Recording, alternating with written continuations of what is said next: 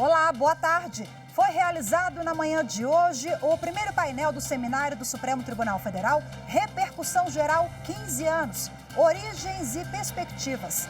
Representantes do STF, de tribunais superiores, Justiça Federal, Ordem dos Advogados do Brasil e a Advocacia Geral da União debateram sobre a repercussão geral colaborativa.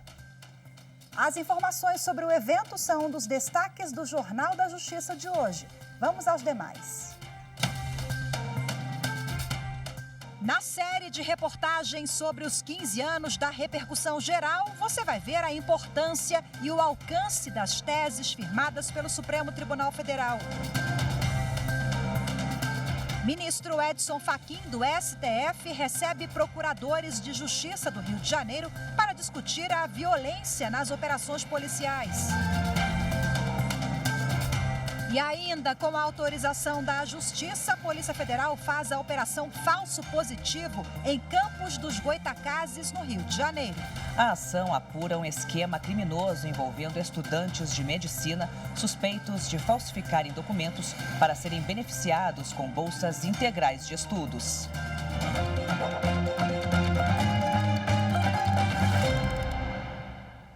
Com a autorização da Justiça, a Polícia Federal deflagrou a Operação Falso Positivo. A ação tem como objetivo apurar um esquema criminoso envolvendo estudantes de medicina suspeitos de falsificarem documentos para serem beneficiados com bolsas integrais de estudos em uma faculdade de Campos dos Goytacazes, no estado do Rio de Janeiro. Os agentes cumprem 16 mandados de busca e apreensão no interior do Rio de Janeiro e do Espírito Santo, expedidos pela 2ª Vara Federal de Campos. Os policiais buscam provas e bens que possam ser apreendidos. A investigação aponta que os alunos falsificaram documentos para se passarem por pessoas de baixa renda e ganharem bolsas de estudo. Por meio da quebra de sigilo bancário, ficou constatado que os investigados movimentaram valores exorbitantes e incompatíveis com pessoa de baixa renda. Até agora, 12 pessoas foram indiciadas. A polícia concluiu ainda que uma das formas dos alunos se passarem por pessoa de baixa renda eram suas inscrições no CadÚnico do governo federal. Com isso, além de receberem de forma fraudulenta as bolsas de estudos, os alunos e, em alguns casos, os próprios pais receberam auxílio emergencial durante a pandemia de Covid-19. Os investigados responderão pelos crimes de estelionato, falsidade ideológica e associação criminosa. Outros crimes podem surgir no decorrer das investigações. O ministro Edson Fachin, do Supremo Tribunal Federal, manifestou muita preocupação com as mortes na Vila Cruzeiro, no Rio de Janeiro, durante uma ação policial contra facções criminosas na última terça-feira. Ele recebeu procuradores de Justiça do Estado do Rio no Supremo Tribunal Federal para discutir a violência nas operações policiais em comunidades do Rio. A ação na Vila Cruzeiro, zona norte do Rio, deixou 26 mortos. Foram mais de 12 horas de tiroteio.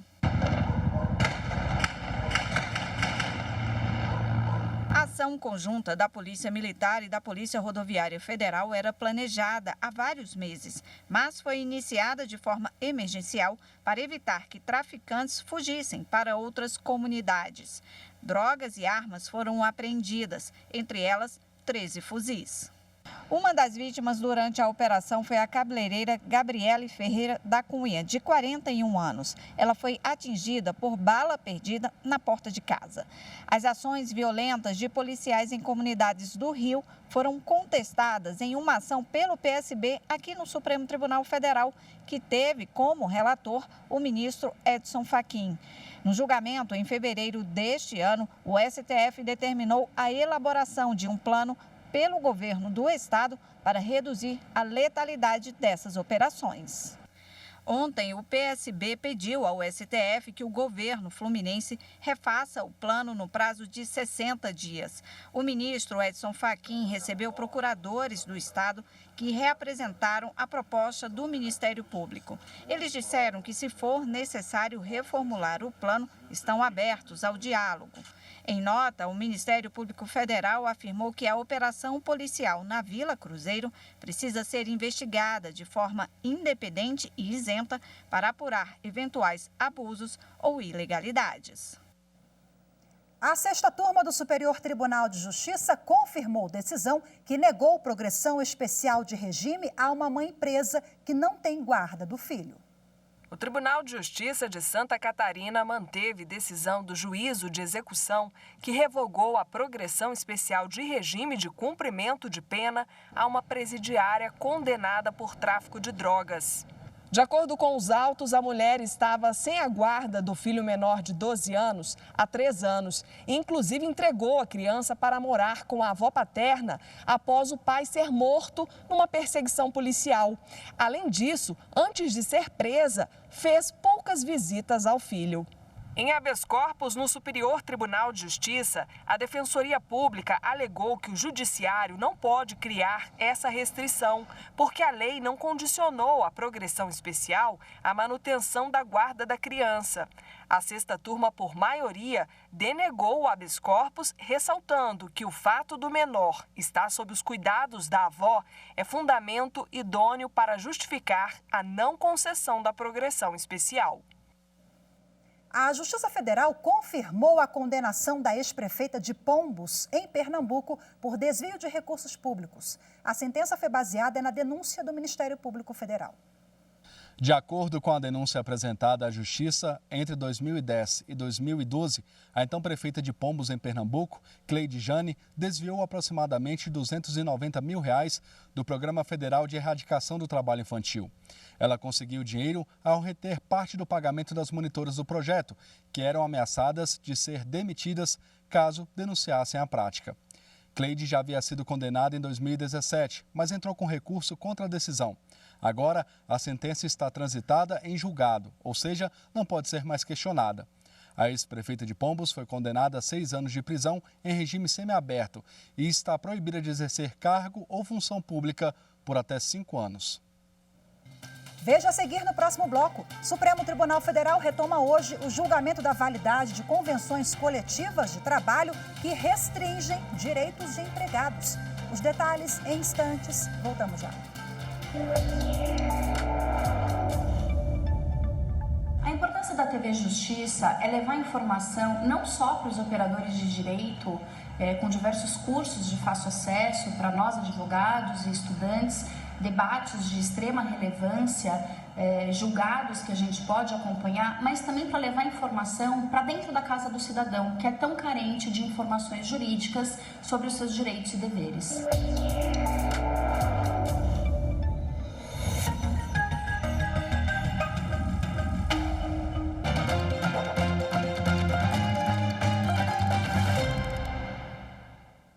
Decisão sobre qual lei deve ser aplicada no processo pode ser questionada por agravo de instrumento, que é uma espécie de recurso.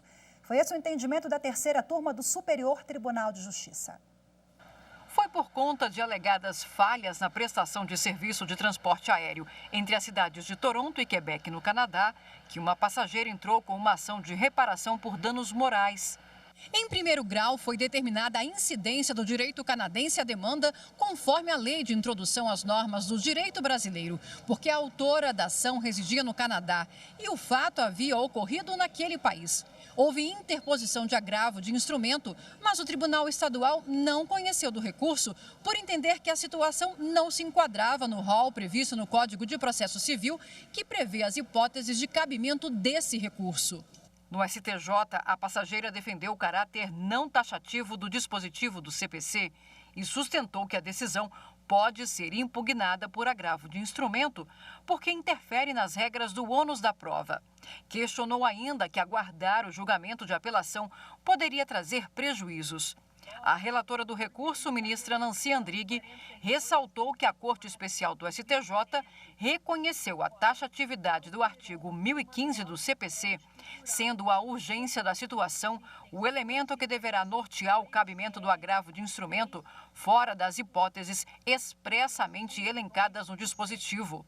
Desta forma, a terceira turma entendeu que é cabível a interposição de agravo quando a decisão que define a legislação aplicável ao caso interfere na distribuição do ônus da prova. O Supremo Tribunal Federal retoma hoje o julgamento da validade de convenções coletivas de trabalho que restringem direitos de empregados. O ministro Gilmar Mendes, relator da ADPF, iniciou o voto que deve ser concluído na sessão desta tarde. A ação foi proposta pela Confederação Nacional dos Transportes. A entidade questiona decisões do Tribunal Superior do Trabalho e de tribunais regionais do trabalho, que declararam inválidos dispositivos de convenções coletivas pactuadas entre transportadoras e motoristas e, assim, condenaram os empregadores ao pagamento de horas extras e de horas trabalhadas em dias de descanso antes da vigência da Lei 12.619 de 2012, que disciplinou os direitos e deveres dos motoristas profissionais. Em dezembro de 2019, o relator da ADPF, ministro Gilmar Mendes, determinou a suspensão de todos os processos na Justiça do Trabalho que tratem da validade de norma coletiva que restrinja direitos trabalhistas não previstos constitucionalmente, inclusive sobre jornada de trabalho de motoristas de transporte de cargas. O caso foi levado para julgamento no plenário virtual, mas como houve destaque, a ação chegou ao plenário presencial. A CNT pede a suspensão de condenações ao pagamento de hora extra a motoristas externos, alegando que as decisões questionadas violariam os princípios constitucionais da segurança jurídica, da isonomia e da livre iniciativa. Esse trabalhador que aciona a Justiça do Trabalho neste ponto, ele fica com a convenção coletiva na parte que ele gosta, na parte que lhe convém. E na parte que ele não lhe convém, ele aciona a Justiça do Trabalho, que aí fere parcialmente a convenção coletiva, atribuindo o direito à hora extra ao trabalhador, mas permitindo que o resto da convenção valha para ele quanto a várias outras questões, porque, conforme eu disse, não havia regulamentação do setor, não havia regulamentação legislativa do transportador de cargas. Portanto, isso é realmente uma fratura na lealdade da negociação e, portanto, é uma fratura à vontade da Constituição que determina, que confere força normativa às convenções coletivas. Também houve manifestações de outras partes interessadas no processo. É disso que se cuida aqui. Não é a validade absoluta versus a fragilidade do termo todo. Não. Aqui se está a construir um sistema em que a negociação coletiva tem que ser virtuosa. Ela tem também uma obrigação de assentar os preceitos fundamentais. Ela tem uma obrigação de fazer com que aqueles preceitos sejam aplicados. É para isso que se cumpre o tema do trabalho decente. O tema do trabalho decente passa pela negociação coletiva. O Procurador-Geral da República se manifestou pela procedência do pedido feito pela CNT. Não discrepam da Constituição normas coletivas do trabalho, oriundas de negociações entre representantes de empresas transportadoras e motoristas, pelas quais se determinem formas de controle de jornada de trabalho. Vale ponderar que não hão de ser excedidos os limites objetivos do processo sob análise, de modo que, na eventualidade de a Corte vir a sufragar esse mesmo entendimento, propõe-se que não haja enunciação no dispositivo do acordo de proposição que alargue o alcance da decisão para situações outras que excedam a temática do controle da jornada de trabalho dos motoristas. Veja a seguir no próximo bloco. Na série de reportagens sobre os 15 anos da repercussão geral, você vai ver a importância e o alcance das teses firmadas pelo Supremo Tribunal Federal. Os detalhes daqui a pouquinho, voltamos já.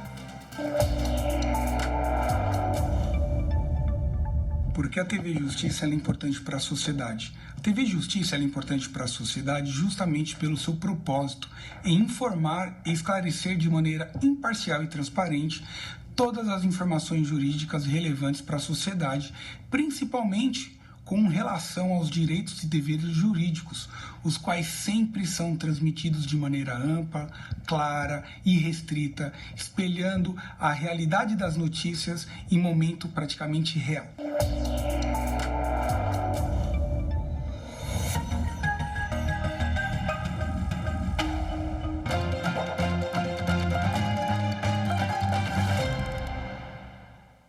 Nessa quarta-feira foi realizada a cerimônia de abertura do evento Repercussão Geral 15 anos, Origens e Perspectivas.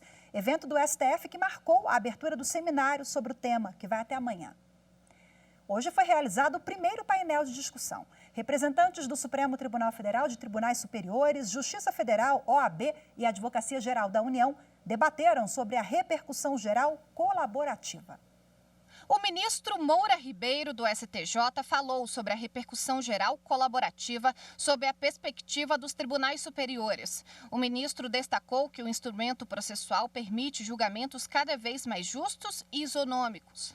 O processo cooperativo é vocacionado à prestação da afetiva tutela jurisdicional com ampla participação de todos os sujeitos processuais, né? Juiz, promotor, curador, amicus curiae, seja lá quem for.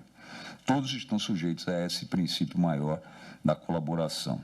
O advogado Marcos Vinícius Furtado Coelho participou da elaboração do texto do novo Código de Processo Civil, que trata a repercussão geral com mais clareza.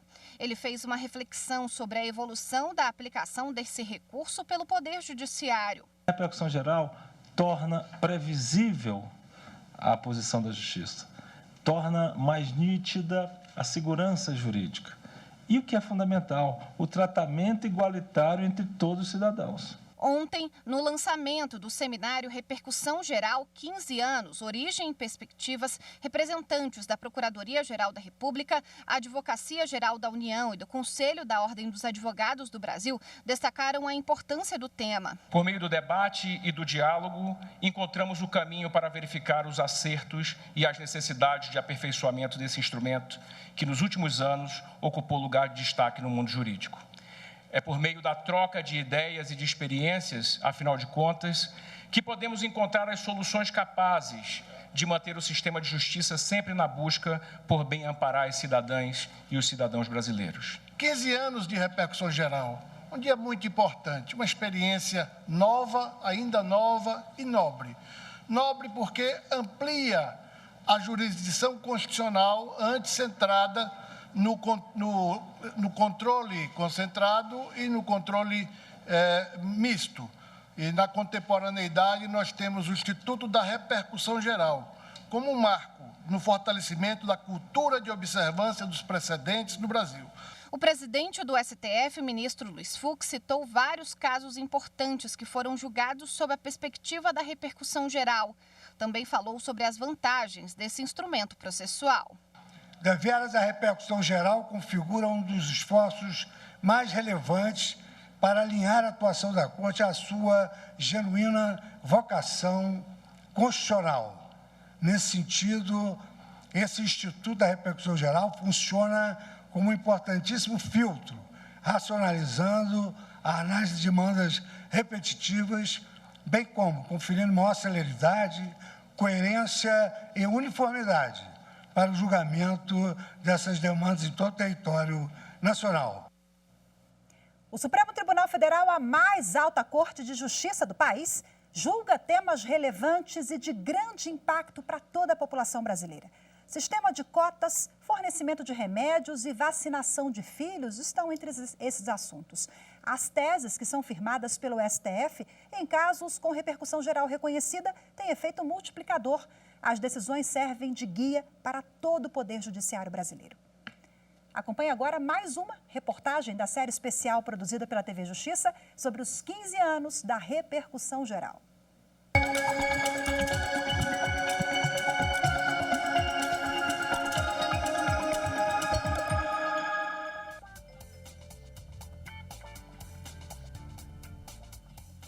Quem vê a dona Maíse tranquila, dirigindo pelas ruas de Brasília, não imagina o sufoco que ela já passou quando começou a trabalhar como motorista de Uber. Medo de represália dos taxistas, medo de represália dos próprios de insegurança do aplicativo, medo de tudo. Onde a gente parava, levava muita multa. Depois do projeto passar pelo Congresso, a Presidência da República regulamentou o transporte de passageiros por aplicativo em 2018. Mesmo assim, os protestos permaneceram e o caso foi parar na Justiça. O Supremo, ao analisar um recurso extraordinário em maio de 2019, fixou a tese de repercussão geral. A Corte decidiu que é inconstitucional a proibição ou restrição por meio de lei municipal do transporte individual de passageiro por motoristas cadastrados em aplicativos, por violação aos princípios da livre iniciativa e da livre concorrência. Imagine o alcance de uma decisão dessa. Segundo o último levantamento do IPEA, Instituto de Pesquisa Econômica Aplicada, cerca de 1.400.000 pessoas no Brasil trabalham para aplicativos de transporte de passageiros ou de mercadorias. Com a decisão do Supremo, a dona Maíse entendeu o sentido da repercussão geral. Uma grande vitória para a gente, né? E um respaldo para todos esses nossos motoristas, nossos parceiros. Estamos bastante felizes quanto a isso. Quantos motoristas, quantas pessoas não foram beneficiadas, não é mesmo? Milhões. Eu te falo que milhões, não é mil não, são milhões. As teses firmadas em recursos extraordinários com repercussão geral fixadas devem ser aplicadas a todos os processos semelhantes, que estavam suspensos, aguardando o julgamento do caso Paradigma. O Supremo decide várias questões relacionadas à questão previdenciária em sede de repercussão geral. A gente teve a desaposentação, não é? Recentemente iniciou o julgamento de questões relacionadas, por exemplo, questão tributária. São várias as questões que chegam tributárias no âmbito do STF. O Supremo decidiu incidência do ISS sobre software. Em casos de negativa de reconhecimento da repercussão geral em recursos extraordinários, as decisões são importantes para nortear os órgãos do Poder Judiciário e os operadores do direito, porque evidenciam os temas que não podem mais ser apreciados pelo STF. Entre os casos com repercussão geral reconhecida de maior impacto em processos sobrestados no país, está o tema 810, fixado no julgamento do recurso extraordinário sobre a validade da correção monetária e dos juros de mora em condenações impostas à Fazenda Pública. Antes dessa regra, incidiam diversas leis e emendas com índices de correção distintos em processos contra a União. Com a implementação da tese, unificou-se um entendimento sobre o fator referencial. Outro tema relevante julgado pela Corte como constitucional em 2012 foi sobre o uso de ações afirmativas, como o sistema de reserva de vagas por cotas, por critério étnico-racial, na seleção para ingresso no ensino superior. Uma coisa é vedar a discriminação, outra coisa é implementar políticas que levem à integração social étnica do afrodescendente diante dessas ações afirmativas e principalmente dessa integração social acadêmica. O STF julgou um recurso extraordinário do governo de São Paulo, que alegou que não deveria fornecer medicamento à base de canabidiol a paciente com crises epiléticas. O Estado justificou falta de registro na Anvisa. O Supremo fixou o entendimento de que é dever do Estado fornecer medicamento imprescindível para tratamento, que, embora sem registro na Anvisa, tenha sua importação autorizada pela agência. Outro caso de destaque em 2020 foi o julgamento do recurso extraordinário com agravo, que pretendia desobrigar pais de vacinarem os filhos com base em convicções filosóficas, religiosas, morais e existenciais. O relator foi o ministro Luiz Roberto Barroso. Por unanimidade, a Corte rejeitou o recurso. Por essas três razões que enunciei. Porque é possível, em certos casos, e esse é um deles, proteger a pessoa humana contra si mesma, porque aqui o interesse da coletividade deve prevalecer, porque, no fundo, estamos falando do direito à vida e à saúde de cada pessoa individualmente. E, por fim, a Constituição manda cuidar prioritariamente do interesse da criança. Em 2022, um caso de repercussão geral do ponto de vista jurídico foi o julgamento do recurso extraordinário sobre interceptações telefônicas, feitas pela Polícia e Ministério Público. Os ministros entenderam pela validade das renovações das escutas, desde que demonstrada a necessidade da medida na investigação e diante de elementos concretos, ficando proibidas motivações padronizadas ou reproduções de modelos genéricos, sem relação com o caso. À medida que o Supremo, órgão de cúpula do Poder Judiciário, fixa teses em recursos extraordinários com repercussão geral reconhecida, o efeito é multiplicador. As decisões servem de guia para outros tribunais, como garantia da aplicação do princípio da segurança jurídica.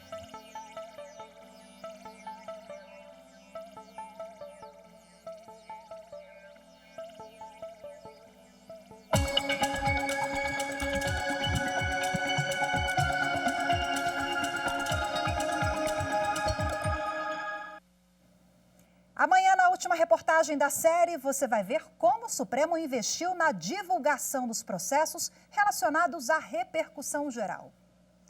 Hoje ficamos por aqui. Muito obrigada pela sua companhia. Ótima tarde para vocês. Até amanhã. Tchau, tchau.